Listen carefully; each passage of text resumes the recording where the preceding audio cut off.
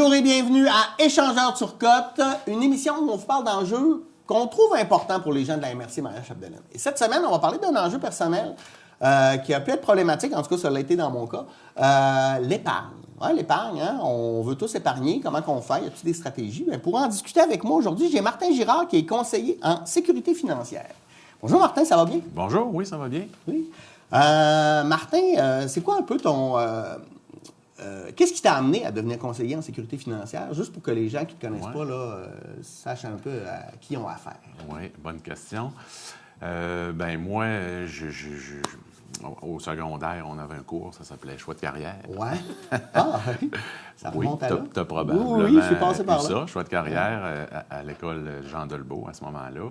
Je ne savais pas où m'inscrire au cégep, puis j'étais devant la feuille d'inscription, puis mon professeur m'a aidé. Il dit, Martin, c'est quoi t'es bon à l'école? C'est quoi ta matière forte là, que t'aimes? Ben, j'ai dit, moi, je suis bon en maths. Il dit, j'aime ça, j'ai des facilités. Puis, ben, il dit, moi, je pense que tu devrais aller vers la technique administrative au cégep à Saint-Félicien. Fait que c'est ça, je me suis inscrit tranquillement. Sans trop savoir. Oui, c'est ça. J'ai dit, tiens, je me lance là-dedans. Puis j'ai aimé ça, j'ai fait ma technique au cégep à Saint-Félicien. Puis après ça, à la recherche d'emploi, on m'a offert un poste de conseiller en sécurité financière. Wow. Fait que tu fais ça depuis ce temps-là? C'est ça, depuis 28 ans. Ah, wow, OK, tu as de l'expérience, là. Ça va bien, On prend les tops, nous autres. Bon, Martin, pourquoi on devrait épargner? Pourquoi c'est important l'épargne? Oui. Oui, mais tu sais, il doit y avoir plusieurs raisons, j'imagine. Plusieurs raisons d'épargner. On pense souvent à la retraite, mais l'épargne, c'est tellement vaste. On peut avoir plein de projets pour épargner. Je parle de la retraite, là, mais des fois, ça a l'air loin, puis on a l'impression de pas... Tu sais, je sais pas comment... On parle du REER là, pour la retraite, là, mais tu sais, le plus proche possible, là, moi, je trouve que ce qui est important au niveau de l'épargne, c'est de se faire un coussin de sécurité qui appelle, peut-être un 3 mois de salaire, là, pour être capable de pallier à des événements incontrôlables. Ouais. Si on est propriétaire d'une maison, la toiture est à réparer, ça coûte 10 000 bien, on l'a de côté. C'est le fun. On peut épargner pour les études de nos enfants. On peut épargner pour un voyage. Ça, c'est intéressant. Oui, aussi. On se met des sous de côté pendant un certain nombre de mois pour faire un beau voyage. S'offrir une récompense. Oui, s'offrir une récompense, c'est ça. Fait que, il y a toutes sortes de raisons pour épargner. Fait que moi, je trouve que l'épargne, ça touche monsieur, madame, tout le monde.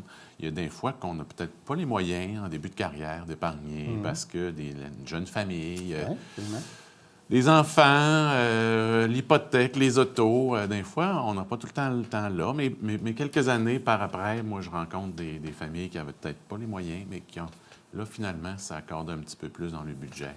Est-ce que ça se peut que je pense que je n'ai pas les moyens, mais finalement, si j'organisais peut-être mieux mes affaires, j'ai peut-être plus les moyens que je pense? Oui, effectivement. Ouais. Des fois, on fait des budgets avec les gens. On répartit les frais fixes à tous les mois, l'hypothèque, l'auto, les assurances auto, maison, les assurances vie. Il y en a des frais fixes, Hydro-Québec, Internet, le cellulaire. Oui. Puis on se rend compte qu'à la fin du mois, il reste peut-être 1 000 là, que la personne prend pour le restaurant, les cafés, se gâter, faire ci, faire ça. Fait que des fois, les gens sont pas conscients, mais ils ont effectivement un petit budget pour l'épargne. Mais en faisant un budget, là, on est capable de voir s'il y a de la place ou pas pour de l'épargne.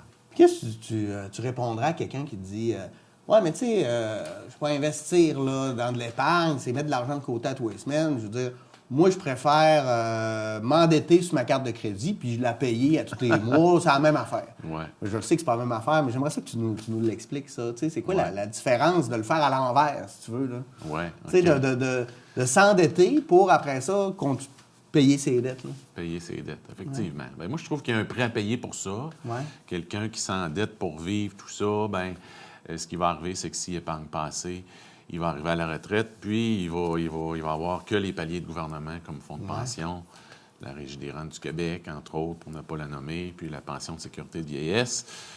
Puis les gens se rendent bien compte qu'avec ces deux montants-là, il y en a pas assez pour avoir une bonne retraite. Non, puis à quelque part, l'intérêt qu'on va payer aussi sur le crédit, c'est quelque chose qui pourrait peut-être nous rapporter de l'argent au bout du compte. Puis des fois, on trouve que c'est pas beaucoup d'argent, mais quand tu accumules à long terme, ça peut être intéressant, non? Oui, effectivement. C'est le facteur le plus déterminant pour l'épargne, là, pour avoir quelque chose d'intéressant au bout du compte, c'est le temps. OK. Fait que plus tôt que tu commences, puis moins la cote va être élevée. Un jeune de 20-25 ans qui commence à épargner ne serait-ce que 5 à 10 de son revenu, OK. va avoir normalement une très belle retraite comparativement à quelqu'un qui commence à 50 ans puis qui met des gros montants tous les mois. Ouais. Il ne réussira pas à aller chercher autant que le jeune de 20-25 ans qui a commencé très tôt. Ouais. Fait que le facteur le plus déterminant pour... Bien, je parle pour une retraite, là, mais c'est de commencer. C'est de commencer tôt. Puis c'est de commencer, puis ça pourrait être, quand tu dis, là, moi, j'ai ma paye, puis ça pourrait être un 10 par paye tranquillement. Juste prendre l'habitude de le faire, puis de réaliser, à un moment donné, que, hey, ce 10 $-là, là, hey, finalement, j'ai ça d'épargner. Hey, ça vaut peut-être la peine de mettre un 15, de mettre un 20, puis de créer cette habitude-là dès qu'on est sur le marché du travail, même à l'adolescence. Ah oui, absolument. Moi, je rencontre des jeunes de 18 ans et plus qui ont ouvert un CELI, là, puis qui travaillent à temps partiel, puis qui réussissent à se mettre un 25-50 $ de côté par mois. C'est l'idéal. L'épargne systématique, là, quand on est payé à la semaine ou aux 2 semaines, c'est là moi, je suggère aux gens d'aller chercher dans le compte le jeudi de la paye. Directement, c'est fait. Puis, des fois, c'est de commencer pour aussi peu, comme tu l'as dit, Pierre, tantôt, avec un 10 $, un 15, un 20. Et là, on se rend compte que c'est pas long. On a déjà un 1 000 d'accumulé, un 5 000, un 10 000. Puis, c'est d'augmenter graduellement ce montant-là. Je donne l'exemple, là. J'ai un de mes clients il y avait 2 paiements d'automobile en même temps. OK. Puis, je lui ai dit, bien, écoute, t'achèves de payer un de tes automobiles, là, c'est 650 par mois. Bien, il n'y a pas un montant que tu pourrais peut-être virer en épargne quand tu vas avoir fini de payer ce véhicule-là. Fait qu'il est venu rajouter un 200 par mois, un coup que son véhicule était fini de payer. Puis 200 par mois, c'est 2400 par année. Puis ça fait des petits avec l'intérêt. Puis ça va vite, là. Ouais. Puis il y a des avantages aussi à épargner au niveau fiscal. Oui, il y a des véhicules financiers que le gouvernement a mis à nos dispositions pour plus possible pour sauver de l'impôt, hein, parce que oui, c'est ça l'idée. Quand on place dans des placements qui sont non enregistrés, on vient payer de l'impôt sur l'intérêt. Qu'est-ce que tu veux dire, un placement non enregistré? C'est qu'on peut placer des montants à la banque, à la caisse ou même dans des compagnies d'assurance qui vont rapporter un montant d'intérêt à chaque année ou variablement. Si cet investissement-là n'est pas dans un CELI ou dans un REER ou même un CELIAP là, pour l'achat d'une maison, on reviendra tantôt si tu veux savoir un petit peu c'est quoi un CELIAP. C'est un nouveau véhicule. Oui, j'aime ça. Je donne un exemple là, pour fin de calcul rapide. Quelqu'un qui met 10 000 $ dans un investissement hors REER fait 500 $ d'intérêt après un an. Bien, il va payer de l'impôt sur ce Sur ça, 500 $. Sur 500 $. OK. Oui. Tandis que si ce 10 000 $-là est en REER ou en CELI, par exemple, ne paiera pas d'impôt sur le 500 $ qu'il a fait. OK. Donc, c'est important de rentabiliser ce type de véhicule d'investissement-là Parce le que plus ça nous possible. rapporte finalement à toutes les années si on est persévérant. Là. Comme tu disais, c'est le temps qui paye. Là. Si je paye de l'impôt sur l'intérêt sur mes placements, bien, ça fait un petit peu plus tannant. Là. Les gens, quand ils font le rapport d'impôt puis que le comptable dit, bien, écoute, sur ton placement, il faut que tu retournes un 350 $ d'impôt au gouvernement. C'est pas le fun. C'est pas une... non, c'est ça. Non. Fait que quand cet investissement-là est dans un CELI ou un REER, bien là, on vient sauver ça à chaque année. Fait que, un conseiller en sécurité financière là, va faire ça, va examiner un petit peu, là, va faire le tour du jardin pour voir la structure qui est en place avec une analyse de besoins financiers. On fait un bilan avec le... Bon, on va le faire ensemble, mettons. Là. On va faire le processus. Moi, là, j'arrive, j'écoute, t'es en train d'écouter l'émission, puis je fais, mais oui, mais c'est une bonne idée, ça. J'ai une job, je pense que je serais capable de...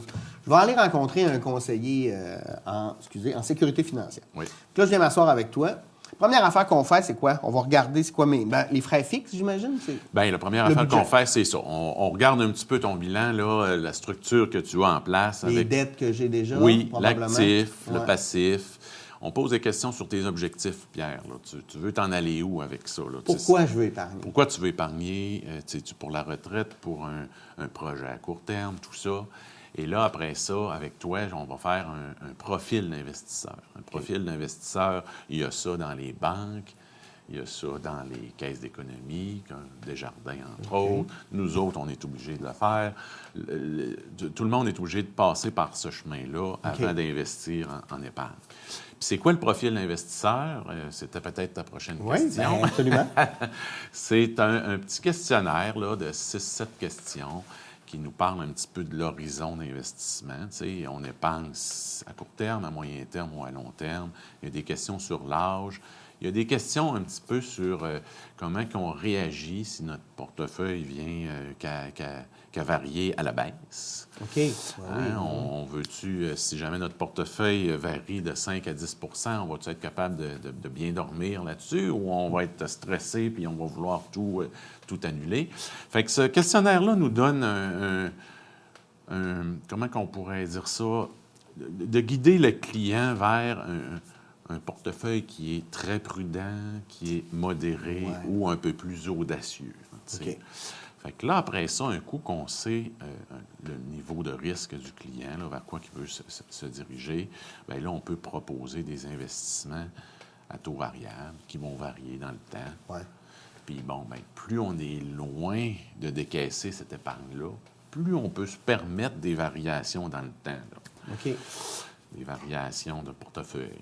Quelqu'un qui veut épargner pour l'achat d'une maison, par exemple, parce qu'il veut mettre des REER pour râper ou dans un CELIAP pour acheter une maison dans 2-3 ans, bien, ne peut pas se permettre de grandes variations. Oui, c'est ça. On veut pour plus la sécurité. Oui, la sécurité. Fait qu'on va recommander, malgré que le profil d'investisseur peut peut-être nous amener un pointage plus élevé, on va recommander un investissement plus prudent parce qu'on a besoin des sommes à court terme. OK. Bon, là, on va démêler tout ça. Là, on a des termes, là, des CELI, des CELIAP, toutes les affaires.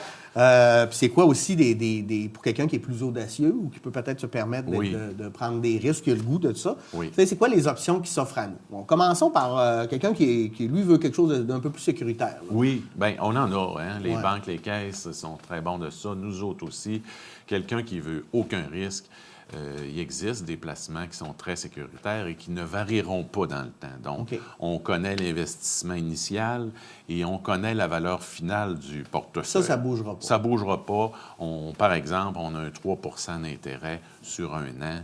On place 10 000. Bien, on sait qu'à la fin, on va aller ramasser 300 d'intérêt. Fait que le portefeuille ne variera pas du tout. Ça répond à un besoin. Il y a des gens qui adorent ça. Fait que ça, c'est connu. Il y a des placements sur 1, 2, 3, 4, 5 ans. Mais il y a aussi les fonds distincts puis les fonds communs de placement. OK. Qu'est-ce que c'est ça? Qui sont bien populaires. Ça, c'est un taux qui est variable, je dirais. C'est quoi l'avantage d'un taux variable par rapport à un taux fixe? Non, mais tu sais, est-ce qu'il faut connaître ça? Des fois, moi, j'ai l'impression, taux variable, j'ai l'impression que je connais pas assez ça pour prendre ça. Oui, effectivement. À la fin du profil d'investisseur, par exemple, si notre profil d'investisseur nous recommande un portefeuille modéré ou quelque chose d'équilibré, c'est-à-dire que on pourrait prendre des fonds qui sont prudents avec des fonds qui sont un petit peu plus audacieux, des fonds d'action, des fonds d'obligation. C'est-à-dire que notre portefeuille, un coup qui va être bâti, là, va varier dans le temps. Il va y avoir des bonnes puis des pas bonnes années. OK. Faut être prêt à ça. Faut être prêt à ça. Faut être prêt que, une année, on va avoir des rendements qui sont très intéressants, puis des années où on va avoir des rendements négatifs. Heureusement, il existe beaucoup plus de bonnes années que de pas bonnes années. Ouais.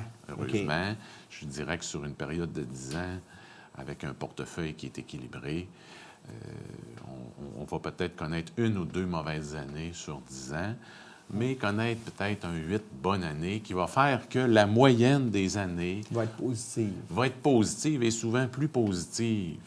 Je dis souvent, je ne veux pas dire toujours, là, mais on ne connaît pas l'avenir, mais il va souvent être plus positif qu'un portefeuille avec un taux d'intérêt qui est garanti. OK. Oui, mais il faut être prêt à connaître des mauvaises années. Et pas paniquer si ça arrive. Effectivement, pour OK. ne pas concrétiser nos pertes. Ouais. Puis je dis concrétiser nos pertes, c'est que des fois, on reçoit un relevé à la fin de l'année, puis là, on voit qu'on a une baisse de notre portefeuille. C'est au livre, c'est sur papier, il ne faut pas paniquer. Si on panique, c'est là qu'on concrétise nos pertes, puis que... Ou si on panique, on est mieux de t'appeler pour que tu fasses... Effectivement. On appelle notre conseiller. C'est ton rôle aussi. Oui. On appelle notre conseiller. Les gens sont très bien outillés, peu importe l'institution financière. On est là pour rassurer les gens, puis preuve à l'appui, les gens qui ont été patients, qui n'ont pas paniqué, ont toujours récupéré, ou presque. Non, c'est ça. Il peut y avoir des exceptions. Il peut y avoir des exceptions. En très grande majorité, c'est prouvé avec les chiffres là, que les gens qui sont patients. Et puis, quelqu'un qui veut être plus audacieux, c'est quoi? C'est des fonds qui sont plus comme des actions en bourse? Ou... Effectivement. Ils appellent ça des indices boursiers. On n'achète pas directement là, des actions en bourse. Dans chaque siège social, il y a des gestionnaires de portefeuille qui font ça à l'année. Toutes les institutions ont ça. C'est des gens qui sont payés, puis le but est de faire le plus possible fructifier l'argent des clients. Donc, nous autres, on est vraiment l'intermédiaire entre le gestionnaire de portefeuille au siège social et le client. Nous autres, on guide le client vers des investissements. Puis après ça, c'est dans les mains du gestionnaire de portefeuille. Fait que oui, il y a des fonds d'action canadiennes. On peut reconnaître certaines compagnies. C'est souvent des grosses actions, des grosses compagnies cotées à la bourse de Toronto, Bombardier. On voit souvent des banques, parce que l'indice... le TSX qui appelle, là, je ne veux pas rentrer dans les détails, mais il est composé beaucoup d'institutions financières au Canada. C'est ce qu'on a beaucoup dans notre... Puis ça, tu le conseilles à qui, ça? Bien, justement, c'est en composant le portefeuille suite au profil d'investisseur. Y a-t-il un profil de gens qui... C'est sûr que les gens qui sont un petit peu plus... Parce que ça peut être plus rentable, j'imagine. Bien, c'est ce qu'on démontre. Mais le risque est plus grand aussi de peut-être de perdre de l'argent. D'avoir des variations. Dans la valeur, oui. On parle de volatilité. À la télé, ils en parlent beaucoup. J'écoute beaucoup à RDI, Économie. C'est le mot qu'on emploie, volatilité, parce qu'on va avoir des hausses, des baisses. Je vais donner l'exemple en 2020, quand la pandémie a commencé. Je vais parler pour mon portefeuille, mais les autres portefeuilles sont très proches de ça. Moi, j'ai beaucoup d'actions dans mon portefeuille, mais j'ai quand même quelques portefeuilles, quelques éléments qui sont sécuritaires. Mais à un moment donné, là, j'avais un moins 20 dans mon portefeuille. Fait que là, je dis, bon, on va connaître une année désastreuse sur les marchés. Sauf que patience de mise, en quelques mois, en l'espace de quelques mois... c'est reparti. C'est reparti. J'ai repris toutes les pertes. Et je parle pour moi, mais pour tous les investisseurs. Là. Et finalement, l'année 2020, ce fut une très belle année au niveau des rendements, des fonds communs et des fonds distincts.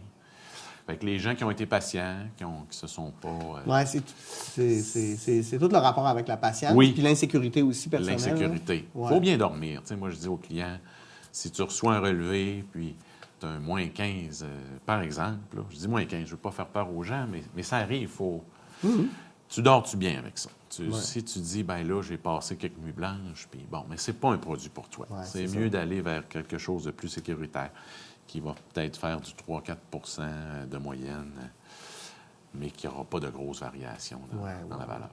OK. On revient à l'épargne. À l'épargne, on revient à l'épargne. Non, mais c'est le fun de comprendre tout ça parce que tout ça est interrelié, là, c'est transversal, là, comme ça m'intéresse, c'est vraiment intéressant. Donc, moi, là, j'arrive, je veux épargner. On parlait de placement peut-être plus sécuritaire. Plus sécuritaire, je vais te demander tes projets. Pierre, tu veux économiser pourquoi? Mettons, je vais économiser pour, je sais pas moi, pour des études. Tu sais, on a pour des enfants, études? Pour les études des enfants. Super. Donc, ça, c'est comme du moyen terme, j'imagine, pour les études? Oui, c'est du moyen Est-ce que c'est ça que tu essaies de... Ça dépend, oui, c'est ça, effectivement. Ça dépend de l'âge des enfants. L'âge des enfants. Fait que si les enfants ont 0 à 1 an, bien, ça va être plus du long terme parce qu'ils vont commencer à décaisser. Ouais. Alors, Moi, je voyais ans. le long terme à la retraite. C'est pour ça que je mettais ça dans le moyen terme, mais je comprends, je comprends. Fait que ça dépend de l'âge des enfants, mais le régime épargne-études est un très bel outil pour épargner pour les études des enfants. Parce que ça fonctionne comment, ça? Ça fonctionne qu'on cotise à tous les mois ou à toutes les semaines, dépendamment de comment on veut cotiser. Ce qui est intéressant, c'est que le gouvernement vient rajouter par-dessus notre cotisation des subventions. Puis les 2 paliers de gouvernement participent à ça, le provincial puis le fédéral. OK. Fait que ça monte vite. Le minimum que le gouvernement met dans ses outils de portefeuille-là, c'est 30 %. Ça dépend du salaire familial. OK. Donc, le revenu de monsieur et de madame, de papa et de maman est évalué. Puis, plus le revenu est élevé, moins le gouvernement dépose dans le régime épargne-études. Et à l'inverse, moins le revenu familial est élevé, puis plus le gouvernement dépose. Ça peut aller jusqu'à 50 %. OK, wow. C'est beaucoup, oui. Ouais. Ça veut dire qu'un revenu familial qui se classe à 50 ça veut dire que quand tu déposes un 100 les paliers viennent rajouter un 50 Ça monte vite, ça monte très vite. Fait qu'à ça, on rajoute les taux d'intérêt. Donc, je vous dirais... Ça, là, j'ai pas besoin de rien faire. Je me fais confiance. Tout ça se fait tout seul. J'ai pas besoin d'appeler le gouvernement pour dire « Hey, verse-moi mes dividendes. » Les institutions financières font les demandes. Okay, c'est-à-dire que vous rencontrez votre conseiller, puis c'est votre conseiller puis l'institution financière choisie qui va demander au palier de gouvernement de déposer les subventions dans ça, effectivement. On peut choisir quand même notre investissement. Si on veut, encore là, on pourrait être très sécuritaire dans notre portefeuille. On ne veut pas de variation, tout ça. Mais encore là, on pourrait être un petit peu plus audacieux puis choisir quelques... Oui, on peut faire ça même à l'intérieur. Même à l'intérieur de ça. OK. Oui. Ça, c'est... donc, je parle pour chez nous, là, mais je suis convaincu qu'ailleurs, c'est comme ça aussi. Là. Non, mais c'est intéressant. Là. Donc, d'où l'importance de l'avoir expliqué là, juste avant. OK. Donc, ça. Donc, pour les études, ce serait le meilleur véhicule. Ah, bien oui, absolument. Okay. Pour la retraite, c'est quand même un gros morceau, la retraite? La retraite, c'est un très gros morceau. Ça, comment on devrait procéder, selon toi? Là? Pour analyser, ça va être quand? J'imagine que ça dépend j'ai quel âge aussi à ce moment-là. Oui, effectivement. On regarde ce qui est en place. Souvent, on regarde si la personne a déjà un fonds de pension de la part de son employeur. Si elle n'en a pas, écoute, c'est sûr que la bouchée va être plus importante sur les REER qu'on va prendre. Tandis que si elle a déjà un fonds de pension de son employeur, là, on est plus en affaires. Je dirais aussi, on vérifie si la personne a un REER collectif. C'est un autre genre de fonds de pension. Là. C'est pas... Après ça, on regarde ce qui est en place avec l'analyse de besoins, puis on essaye de se diriger vers le fameux chiffre magique du 70 de notre revenu brut. C'est ce que les experts estiment là. C'est que si on gagne, par exemple, un 70 000 à la retraite, on devrait essayer de viser 70 de ce montant-là. Pour avoir le même niveau de vie. Pour avoir le même niveau de vie. Parce qu'à ce moment-là, notre maison est probablement payée. Oui. Effectivement, on a moins de dépenses à la retraite. Là. Mais je dis que c'est un chiffre magique, là, mais chaque personne est différente au niveau de ça dépend de ce que tu veux faire. Exactement. Ou les projets ça dépend des projets, ça dépend d'un paquet de facteurs. Ouais. Puis tu l'as dit, Pierre, si ta maison finit de payer, tu n'as plus de dette à rien, le 70 me semble un petit peu élevé. Là. Moi, je vais parler pour moi. Quand je regarde ma retraite dans quelques années, je vois que le 70 ne tient pas la route. Parce que je vois aller mes dettes, tout ça, puis je vois que, je n'aurais pas besoin de 70. Ça serait même... Pas que ça serait trop, là, je le prendrais là, si j'avais 70. Mais je vois que dans mon cas, viser le 70, c'est pas nécessaire. Fait que chaque client a une situation financière différente. Donc, avec son conseiller, il va être capable d'évaluer quel pourcentage du salaire brut. Fait que là, après ça, il s'agit de faire des calculs, combien qu'on doit mettre en REER ou en CELI, parce que le CELI... C'est ça les meilleurs véhicules pour la retraite? Oui, moi, je dirais, là, pour la retraite, là, pour monsieur, madame, tout le monde, là, qui ont une situation financière...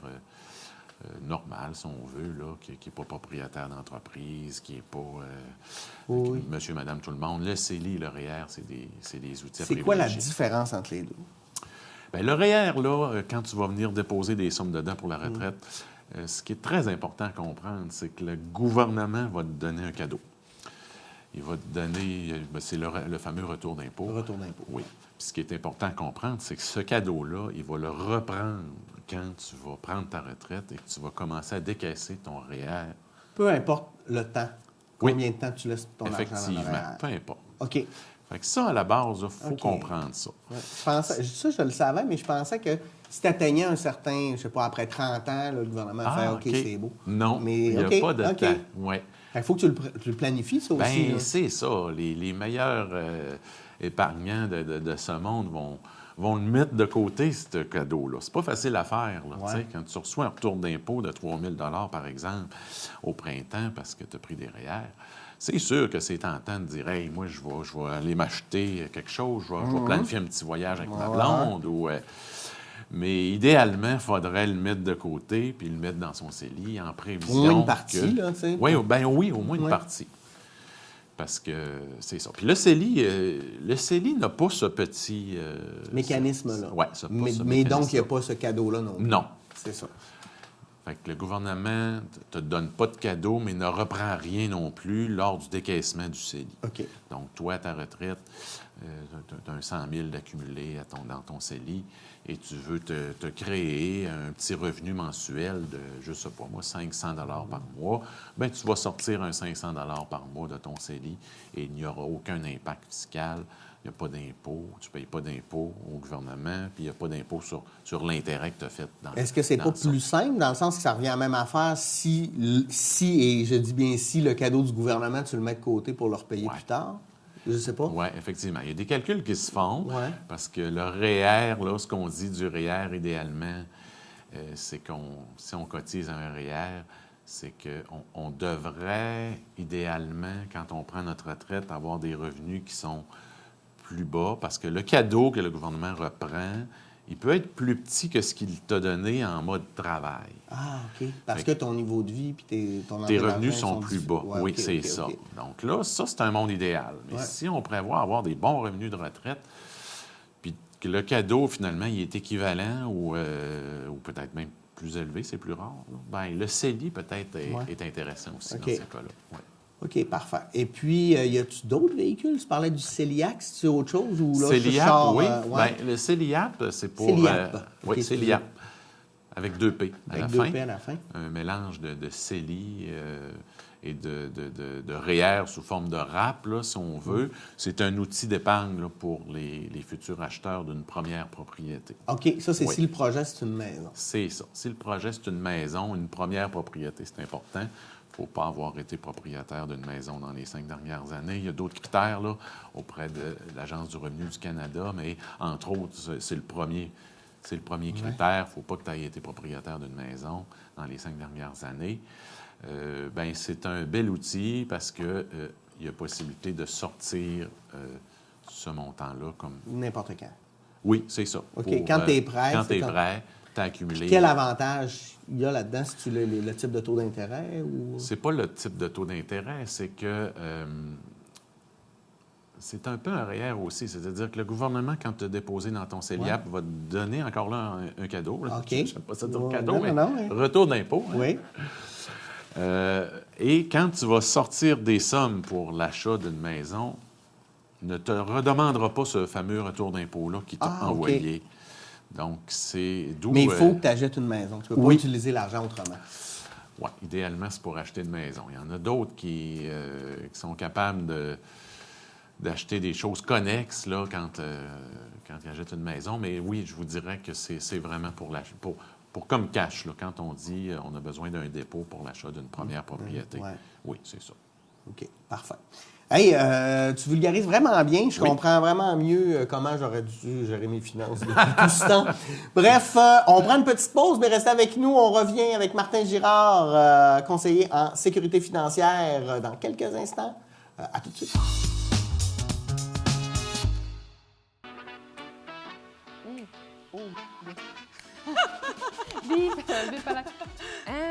Ben voyons donc. Nous, ce qu'on voulait, là, c'était vraiment avoir l'impression de manger des bleuets sauvages.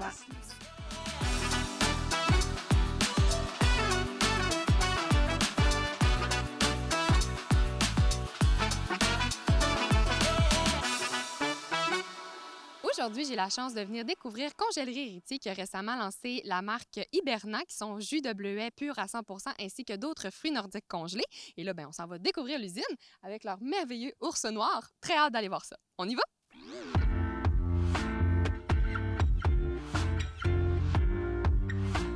La congèlerie, c'est un ensemble de producteurs qui se sont associés pour devenir autonomes dans le marché des bleuets sauvages majoritairement. On fait la congélation, la transformation du réemballage, majoritairement de l'exportation. Dans le fond, on prend le produit dans le champ puis on l'exporte dans plusieurs pays, Europe, États-Unis, Asie. Sinon, depuis mai, on transforme nos produits pour le marché local. C'est Hiberna que ça s'appelle. Il y a des fruits congelés, du jus de bleuet sauvage. Merveilleux. Bien là, nous, on a hâte d'aller voir vos belles installations. Écoute, ça va me faire plaisir de vous faire découvrir. On vous suit là-dedans. On est prêts. Go! Comme d'hab, on rentre dans des places où personne ne voit.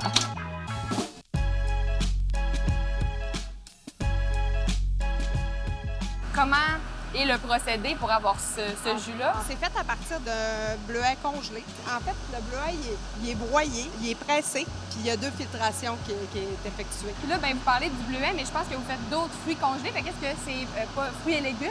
Oui, on fait de la gourgane. On fait de la camerise, de la rognan, de la canneberge aussi. Fait qu'on est capable de congeler tous ces produits-là. Avec une belle chronologie. Là. Oui, exactement.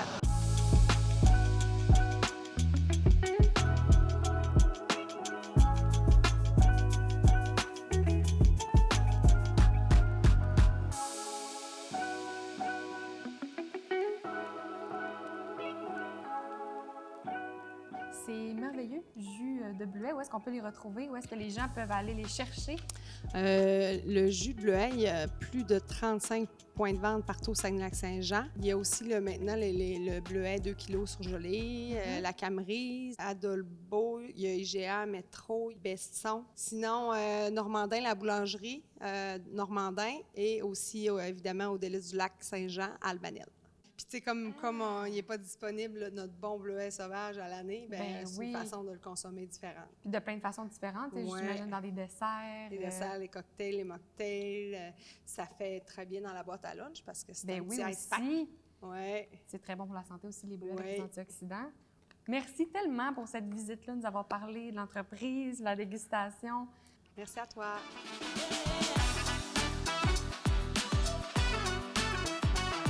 Congèlerie Héritier, c'est vraiment une belle entreprise de Normandin qui valorise notre bleuet sauvage, mais également d'autres fruits nordiques. Allez voir leur site web pour plus de détails. On se revoit bientôt pour une autre capsule.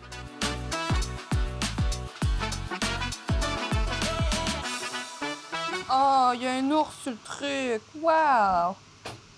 Même les sarraux sont à l'effigie de Congèlerie Héritier.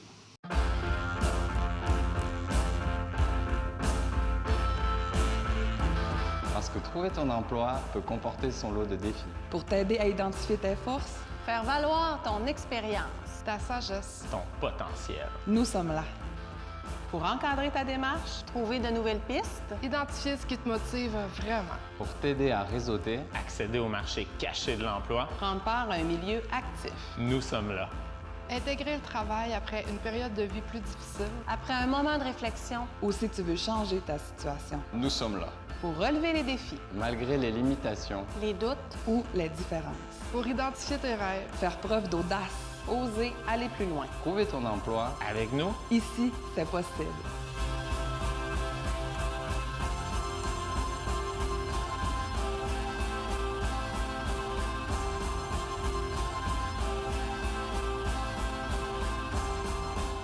La télévision communautaire autonome parle des enjeux locaux, donne une voix aux citoyens et citoyennes en plus de faire rayonner les talents d'ici. Accessible à tous, elle appartient à la communauté et donc à vous. J'ose ma télé communautaire, mon média de proximité.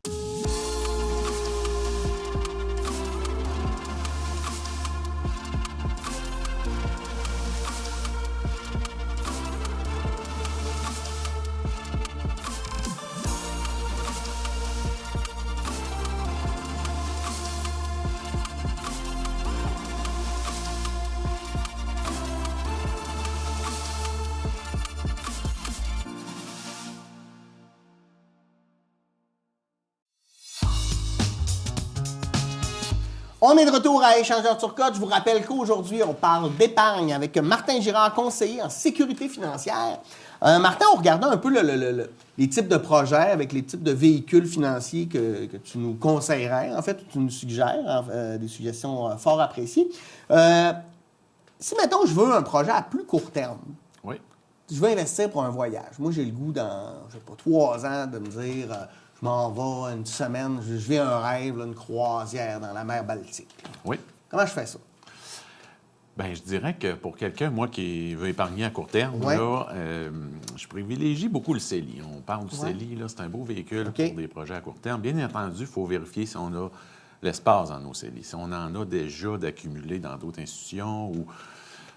On peut aller sur le site de l'Agence du revenu du Canada, puis on peut vérifier si on a de la place dans nos CELI. Qu'est-ce que ça veut dire avoir de la place dans ces CELI? Non, mais... Oui, la question est bonne. Ouais. La place, c'est que le gouvernement met un maximum dans tout ça. Ah, OK. Parce que ces véhicules-là, le REER ou le CELI, ou même le CELIAP, des plafonds à ne pas dépasser. OK.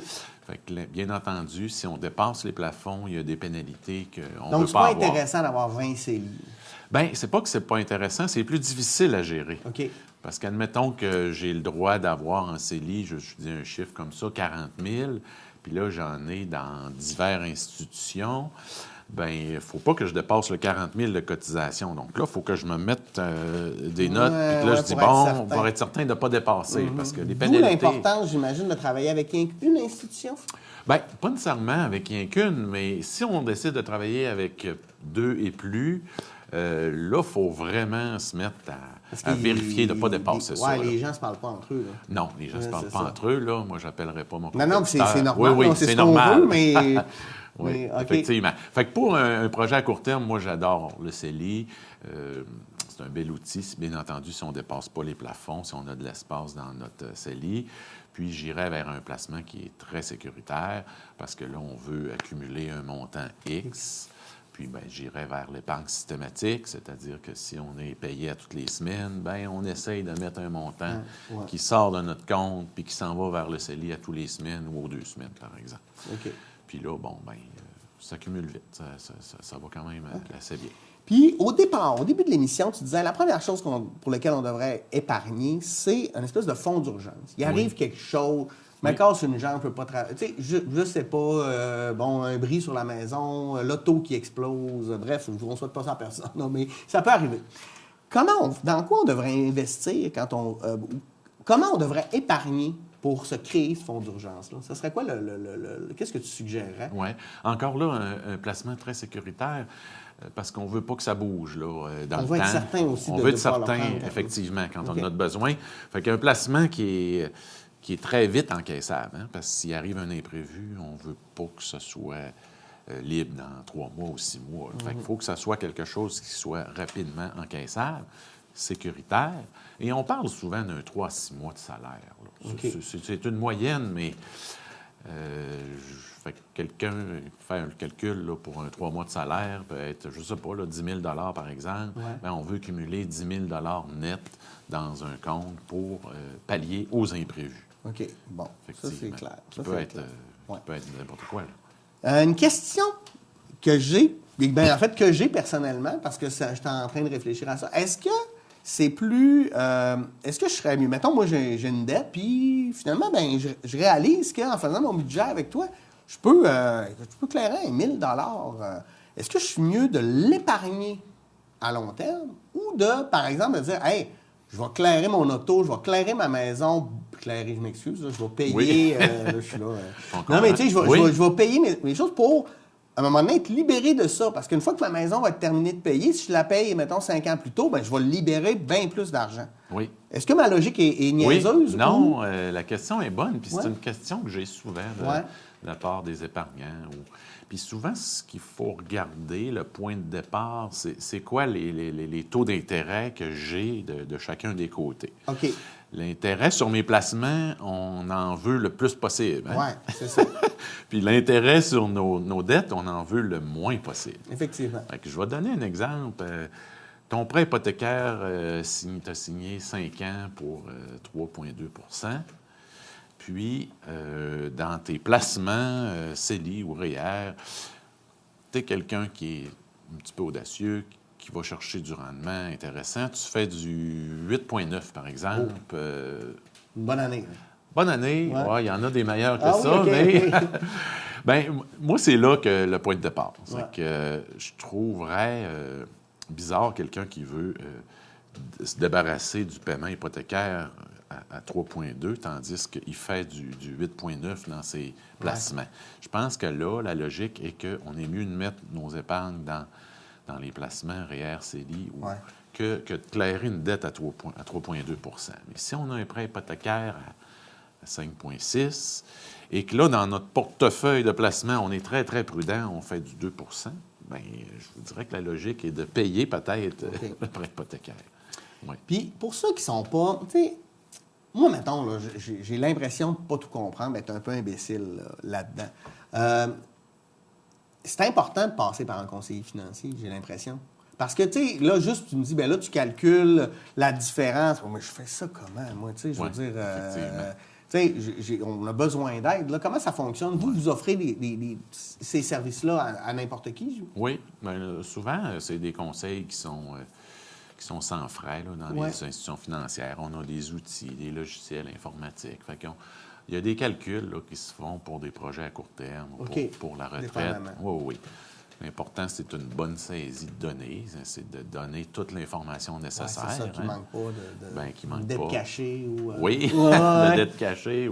Fait que c'est important de donner les bons renseignements, mais avec une bonne prise de données, puis tout ça, le conseiller est capable d'orienter son client vers la bonne stratégie. Ça, c'est sûr.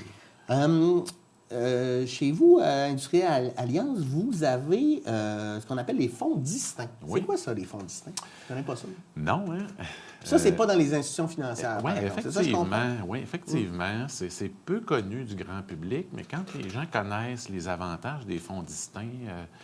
ça fait réfléchir. Ça fait réfléchir. Oui, pour bien des choses. Les institutions financières, en général, vont offrir des fonds communs de placement. Nous autres, on parle de fonds distincts. C'est quoi, grosso modo? C'est que le gouvernement, via l'Autorité des marchés financiers, nous ont accordé des avantages que les autres institutions financières n'ont pas dans leurs fonds. OK. Qu'est-ce qui fait cependant? C'est que nos frais de gestion sont peut-être un petit peu plus élevés.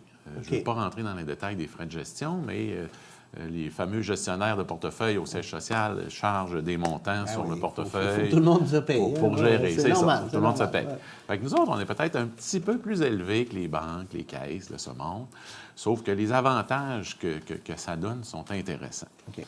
Dont, entre autres, l'avantage de garantie. Nous autres, le gouvernement a dit, vous allez charger un peu plus cher, mais vous allez appliquer sur vos fonds des garanties, dont la garantie à l'échéance. Ça veut dire que quelqu'un qui investirait un montant X, soit par semaine, par mois, ou un montant unique, qui vient déposer un montant, nous autres, on va être obligés d'y garantir 100 de ce montant-là à l'échéance, qui est souvent 15 ans. C'est ce que je remarque. C'est que dans 15 ans, si le montant initial est plus bas que le montant final, bien, la compagnie va être obligée de rembourser le plein montant au client. Fait que je fais un scénario, le client investit 100 000, puis dans 15 ans, pour une raison X, le 100 000 est rendu à 80. Bien, nous autres, on est obligés de rembourser. Si le client désire revoir son 100 000, on est obligé de lui redonner le 100 000 d'investissement de départ. OK. Mais il peut faire de l'argent, j'imagine. Normalement, sur 15 ans, c'est rare. Mais on a cette garantie-là que les autres n'ont pas. Donc, ça vient un petit peu sécuriser le client qui dit, bien, c'est sûr que moi, j'ai cette garantie-là, les autres ne l'ont pas. L'autre garantie qui existe, c'est la garantie au décès. C'est qu'on garantit qu'au décès, le montant initial investi, on le garantit à 100 aussi. Ça, c'est intéressant. Personne investit un montant. Je vois avec 100 000, mais ça peut être 1 000 là, peu importe. Il y a de la variation dans la valeur. Puis, on connaît une correction boursière. Finalement, le montant part en descendant et la personne décède. Fait que, il y a un 100 000, finalement, il y a une correction boursière, on est rendu à 80. et la personne décède, mais on va donner à ses bénéficiaires le 100 000. Fait que ça peut être intéressant dans une planification successorale.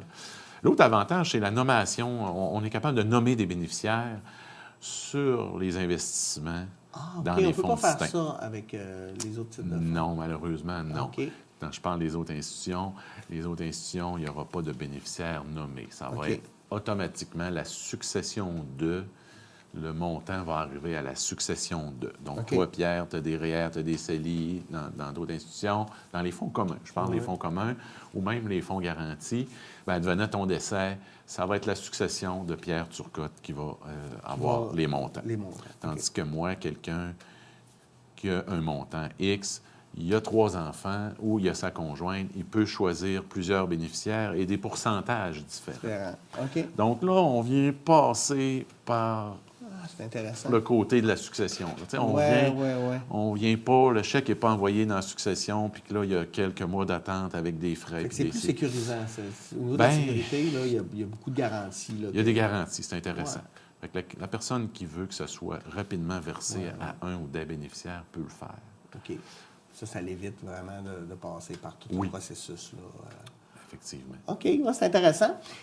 Là, j'entends des gens qui écoutent l'émission, qui font « Ouais, mais là, il veut que j'investisse 10 000, mais là, moi, j'ai de la misère à libérer 50$ dans mon mois. » Oui. Non, mais tu sais, parce que tu es aussi conseiller en sécurité financière, je comprends, mais tu sais, quelqu'un là, qui dit... Y a-tu des trucs où, tu sais, par où on commence? Tu sais, on peut en parler pour les jeunes, mais c'est-tu la même chose pour quelqu'un qui est à l'âge adulte, de dire, ben il faut juste commencer quelque part pour y arriver? Je sais pas où il y a des trucs, tu sais, est-ce qu'on peut réorganiser? Et tu dois voir des gens qui disent, OK, ça va être compliqué, là, épargner. Qu'est-ce qu'on peut faire maintenant? C'est quoi les avenues pour ces gens-là, tu sais? Bien, c'est le budget. Je reviens toujours au budget.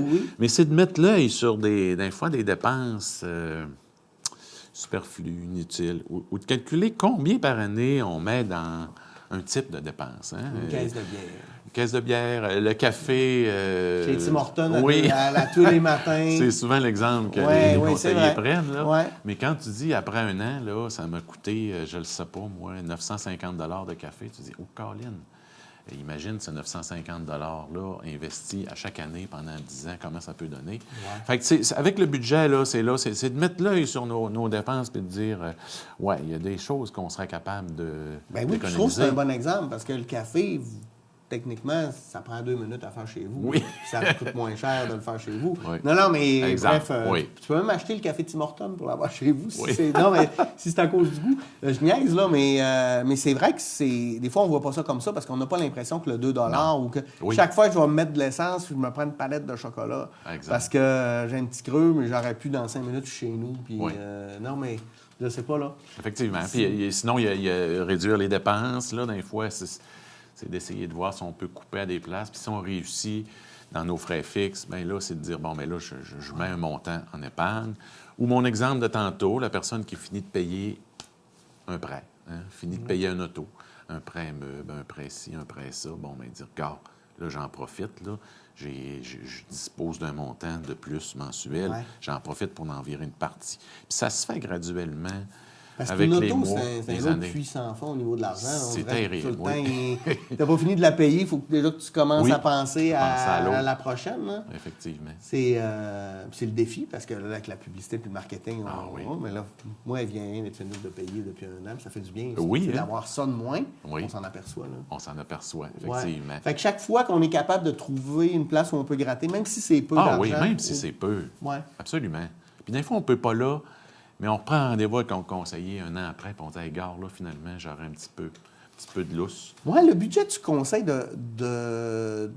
As-tu des trucs pour quelqu'un qui va essayer de faire son budget personnellement? Puis on le fait à quel rythme, le budget? Aux 6 mois? Chaque fois qu'il y a des changements, il y a une variation dans quelque chose? Ou de se dire, ben moi, tous les années, je vais prendre le temps de le regarder, puis je vais rappeler pour les frais fixes. J'ai-tu un nouveau forfait? Ils vont-tu me proposer quelque chose? C'est sûr que c'est du temps à investir, mais au bout du compte, ça peut être payant, j'imagine. Oui. Effectivement. Budget, bien, c'est bon, une fois par année, de revisiter ça. Puis ce que tu viens de dire est intéressant. Magasiner ses forfaits, magasiner son assurance auto, maison, peut-être pas à chaque année, mais de voir si on ne peut pas économiser. Puis si on économise, bien, c'est là de dire, regarde, là, j'ai un petit lousse, j'augmente un petit peu mon épargne, tranquillement, pas vite. Parce que l'augmenter graduellement, tranquillement, pas vite, on se rend compte qu'après quelques années, là, je suis rendu à un niveau d'épargne intéressant pour des projets à court, moyen, long terme. Je vais parler pour moi, là. Moi, j'ai commencé à épargner un petit peu comme ça, hein, quand j'étais jeune. Tu comprenais ça mieux que les autres, en fait, aussi? C'était un bel avantage. Un bel avantage. Mais récemment, je me suis rendu compte que, graduellement, avec le temps, je suis venu, quand un prêt se terminait, je suis venu augmenter mes cotisations, par exemple, CELI. Puis là, je suis devenu à un niveau où ce qui passe dans mon compte à tous les mois, le plus gros montant, c'est mon retrait CELI. C'est plus haut que mon hypothèque. Ça se fait, là. Je ne suis pas exceptionnel, là. Des fois, je rencontre des gens que c'est ça. Bien, ça, c'est sûr que c'est le monde idéal, là, mais on ne peut pas toujours se rendre là. Ouais. Mais quand quelqu'un commence dans la vie, souvent, ce qu'on va faire, c'est que on va dire, on se fait un budget, là. Mon hypothèque, mon auto, c'est souvent les deux paiements les plus élevés. Oui. Hein? Hydro-Québec, ça, j'ai pas le choix. Mon cellulaire. Et là, on descend. Puis là, il en reste plus bien. S'il m'en reste un peu, là, je vais en mettre de côté pour ma retraite. Puis je pense que c'est pas une belle façon de penser. On devrait se payer nous autres-mêmes en premier. On devrait mettre dans les priorités notre retraite ou les cotisations. C'est dur quand tu es en mode survie. C'est pas facile. C'est pas ça. C'est les temps vrai. sont durs aussi. Les temps sont durs. Mais tu as raison, c'est qu'il faudrait quand même le mettre dans nos priorités. Oui. Au lieu de le mettre à la fin, s'il en reste, je vais... Tu sais, je ne sais pas si c'est vrai, je n'ai pas une grosse enquête, là, mais on nous dit que c'est peut-être typiquement québécois, que le Canada anglais est peut-être plus de cette façon-là. Je n'ai pas vérifié, mais j'avais lu sur le sujet qu'eux autres mettaient en haut, avant tout.